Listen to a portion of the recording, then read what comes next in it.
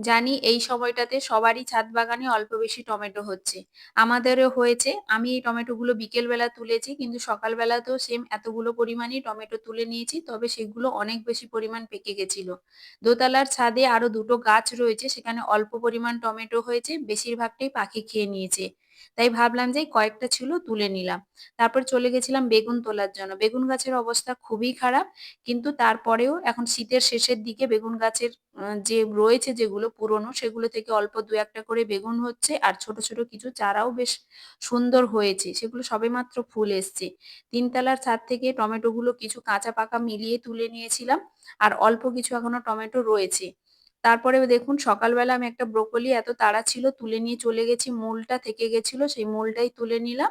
পাশাপাশি আরেকটা ফ্রেশ ব্রোকলিও তুলে নিলাম। এই সময়টাতে ব্রোকলি খেতে সবারই খুব ভালো লাগে। আমি তো মেক্সিমাম সময় ব্রোকলিটা একটু ভাজা তৈরি করি বা কোনো সময় তরকারি করলেও ভালো হয়। ব্রোকলির পাশাপাশি আজকের আরো কিছু সবজি তুলেছিলাম। আমাদের ৩ তলার ছাদের ক্যারেটে আপনারা দেখেছেন একটা শসা গাছ রয়েছে। একটা নয় ২-৩ টে শসা ছিল, সেখানে একটা শসা হয়েছে, শসাটাও তুলে নিয়েছিলাম। বেগুন একটা তুলে নিয়েছিলাম। আর সকালবেলা দেখুন বেশ কিছু সবজি তুলেছিলাম। সেটার মধ্যে লাউ শাক, সকাল, সকাল লাউ শাক কাটতে যেমন ভালো লাগে, রান্না করে খেতেও খুব ভালো লাগে। এই সময়টাতে লাউ শাক ভীষণ ভালো খাবার। আমার তো লাউয়ের থেকে লাউ শাকটা ভালো লাগে। আপনাদের কেমন লাগে অবশ্যই জানাবেন।